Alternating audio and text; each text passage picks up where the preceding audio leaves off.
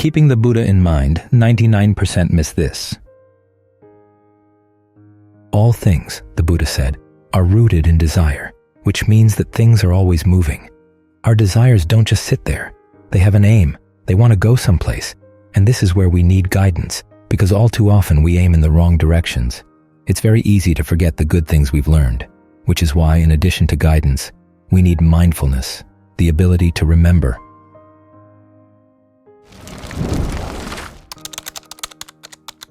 Keeping the Buddha in mind.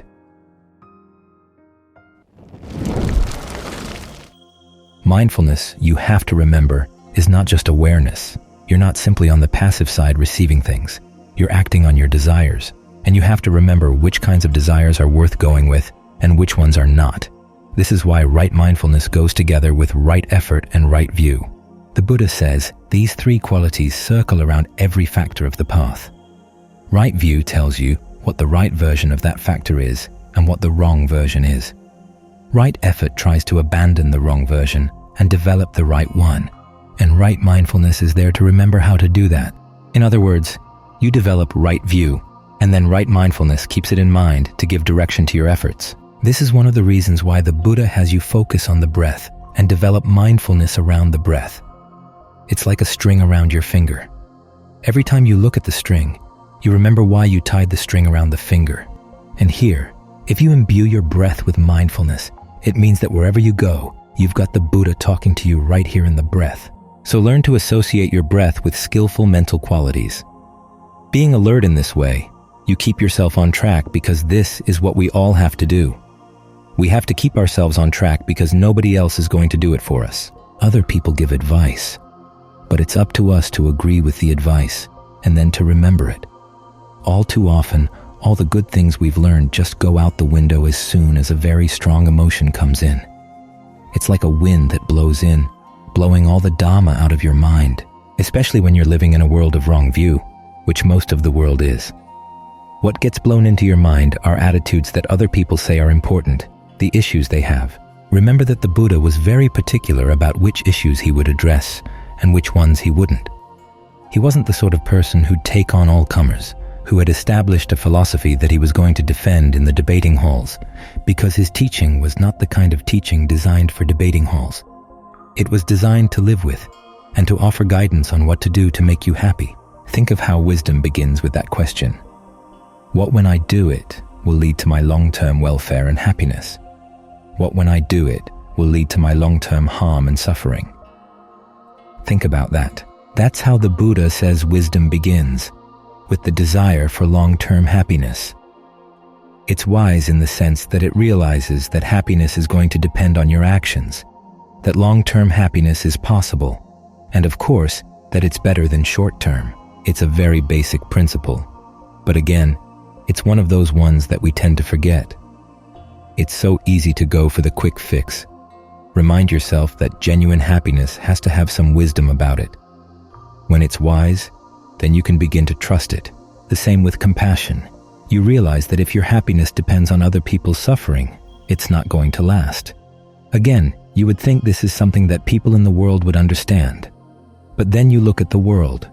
People are going around very casually, wiping other people out, thinking that once those people are gone, they're gone for good, not realizing that the karma is going to come back at the people who wiped them out. So you have to take the happiness of other people into consideration. You have to think about their happiness too, to make sure that your happiness doesn't harm them. Now, some of the things in your happiness may not please them, but as long as you don't harm them, you're okay.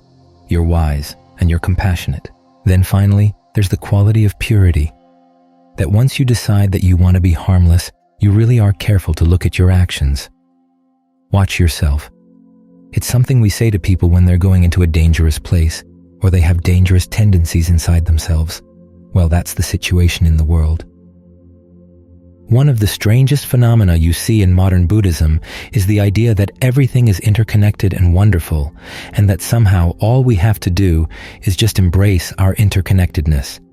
We'll instinctively know the right thing to do, and we'll automatically be compassionate, kind, and good.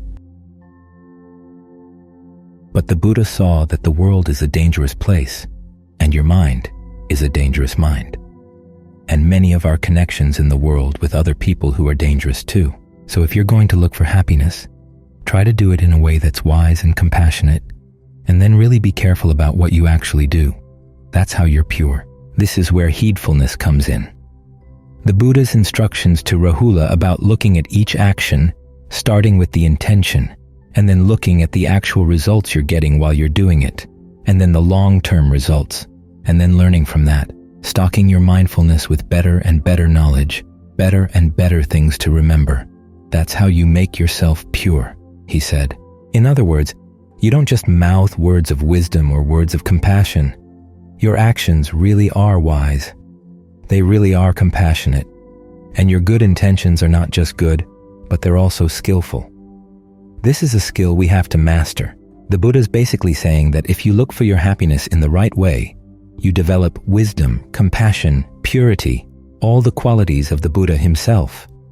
Then, as you learn these lessons, you keep them in mind to make sure that your desires keep going in the right direction. This is what we have to keep in mind as we go through the day. As I was saying this morning, you want to think of the daily life as something you do in the context of your practice and not the other way around. All too many people ask, how do I fit the practice into my daily life? As if daily life were made out of concrete, with little cracks like a sidewalk, and you've got to fit the practice into those little cracks. That's not what you want. You want the practice to be large and encompassing. You want it to be the context, and then fit daily life into the practice. Anything that's relevant to the training of your mind, you focus on that as having top priority. Anything that gets in the way of training your mind, you say, I've got to just drop that. What this means, of course, is you have to look at your daily activities, your job, your family, as opportunities to develop the perfections. If there's a situation in which you cannot develop the perfections, then you've got to get out. So let the practice take priority. Always keep it in mind. This is why it's so important that we understand what the Buddha meant by mindfulness. The word sati comes from a Vedic term that means to remember. Some people say, well, when the Buddha picked up the term from the Vedas, he just used it in a totally different way. He meant people to pay attention, and Pali didn't have a word for paying attention, so he had to use the word for remember. That's not the case. Pali has a perfectly good word for attention, manasikara. Every time we chant one of the Buddha's sermons where he addresses the monks, he says, pay attention. The word he uses there is not sati, it's another word entirely. Sati is to remember. You're trying to remember the many good lessons that the Buddha has given for what to do in different situations. Some of the precepts cover all situations. Other aspects of his teaching cover specific issues that are likely to come up. And because everything you're going to experience is based on a desire, you want the Buddha's input into those desires to make sure you're on the right track. So be mindful of what the Buddha taught. Be mindful of where he recommends you go, because everything he taught was for the sake of going to happiness. The difficulty of the path is that we have other ideas for happiness. We have to learn how to straighten out our ideas to realize that the Buddha really was right. Give him the benefit of the doubt. As he said, there was that time when the Jains said that happiness is found through pain, and they talked about King Pasenadi living a more pleasant life than the Buddha. The Buddha said, how do you know that? Can King Pasenadi sit for 7 days without moving and find happiness? Well, no. Yet the Buddha could. Someone who can do that has really mastered the skill. So give him the benefit of the doubt when he says, try to be generous. Try to be virtuous. Try to train your mind. Look at every aspect of your life as a part of developing good qualities in the mind. When you're kind, when you have goodwill for everybody you're dealing with, when you're patient, when you're equanimous, the qualities you need to master when you're dealing with other people, you're also developing good qualities in your own mind. You're going to benefit too, so fit your life into the practice. Keep the Buddha's recommendations in mind for how you can find true happiness, because they work.